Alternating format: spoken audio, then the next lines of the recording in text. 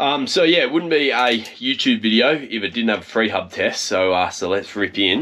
Take it away, Dan.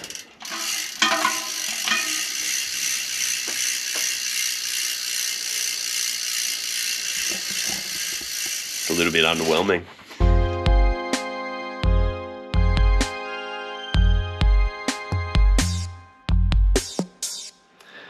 So you know what you're getting into here. This video is looking at some $600 carbon clincher rims called the Cycling Deal Boreas from the site cyclingdeal.com. And you heard me right, these cost me 600 Australian dollars, which I think is an absolute bargain. After doing some riding, I rate them, don't hate them, and so I got Dan the mechanic down to let me know whether he thinks that they're any good or whether I've actually purchased a death trap and I have no idea what I'm talking about. So let's find out. I mean, initial inspection, they look like a carbon wheel. They spin straight, which is good for a off-the-shelf wheel. Pretty nice and evenly balanced. You know, first things that I can kind of see, spokes are, you know, obviously they're not super light. Single, like straight gauge spokes, straight pull. So there's no butting, so it doesn't get narrow or anything like that, which usually ends up being slightly lighter, slightly stronger, but inevitably a more expensive spoke. Not bladed either, so increasing weight and all that sort of stuff in that way. Just cost-saving measures from the factories.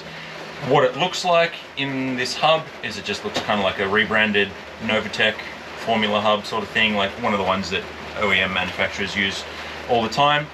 Pretty basic, quiet, if that's a thing, like not much ratcheting noise. It's the thing that I noticed. I'll get one for comparison. Hang on. So these are my $6,000 rims, and this is the, and then,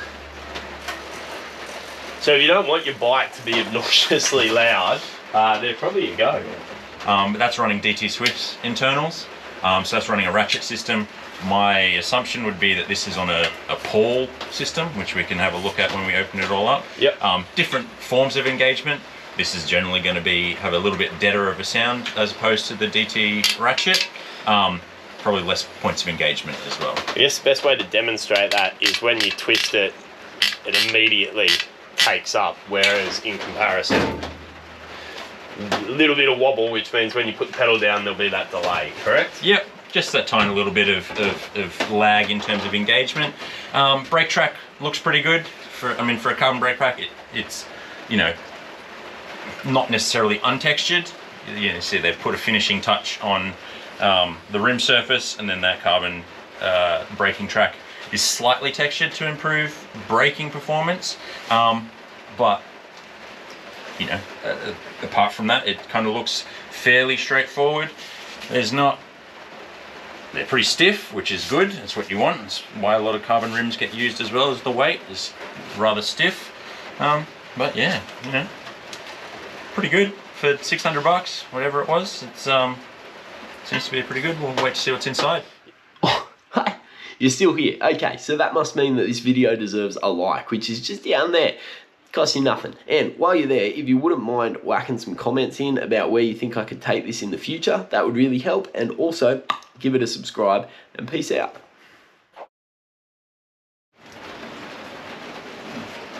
Decent quality bearings. They're small. Front wheel bearings are small, which is obviously how they keep weight down. But yep. And small just means like the larger the bearing, the less rolling resistance. Yeah. Well, it's keeping weight down. The ultimately you want as big a bearing as you can fit in there, so that you have more contact area. Think about bottom bracket bearings. How they were small, they started to get larger. There's some, did a frame with bottom bracket bearings that were this size. Yeah, right.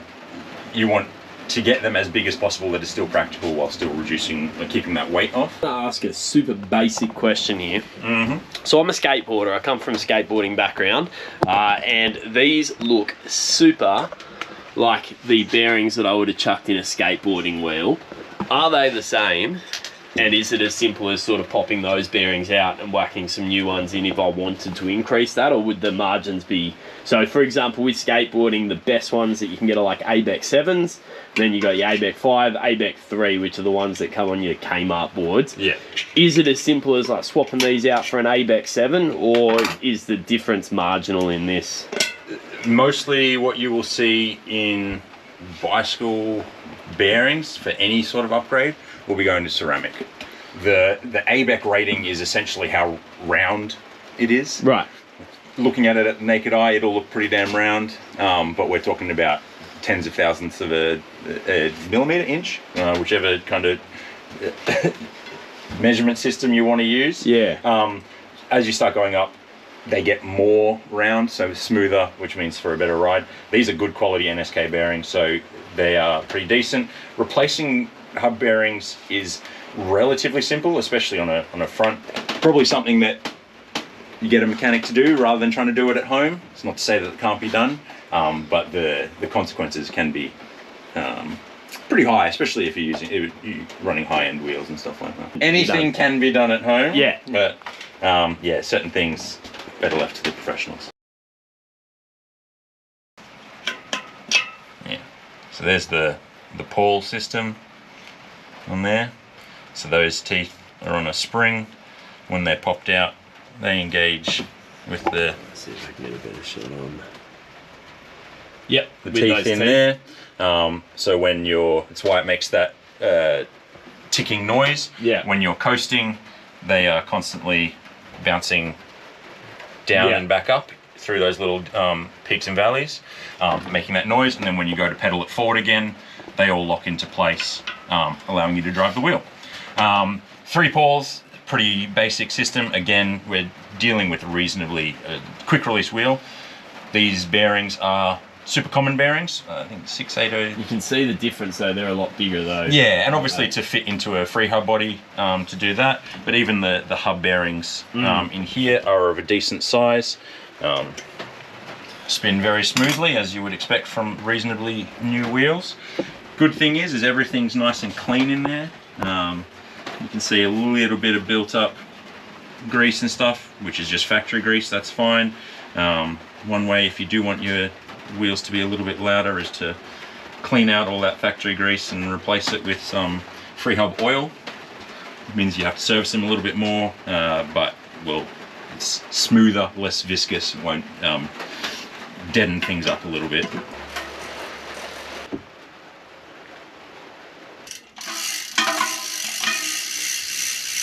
I prefer to use free hub oil as much as possible. It's cleaner a lot of the time. You don't get as much of that grease buildup. So there is this obsession lately, it seems to be very de rigueur to have very loud free hubs. Is there anything other than being obnoxious that, like, is there a benefit to that? Generally you would expect that higher frequency would indicate more points of engagement. Think about King, Hope, DT hubs with really high, and Industry 9 and stuff like that, with really high points of engagement. They're really, you know, it sounds like a swarm of bees. Yep. Generally, that's why it's Chris King buzz. There's lots of engagement, so there's lots of pawls and stuff in there creating that noise. You're not going to get any benefit from having a louder free hub.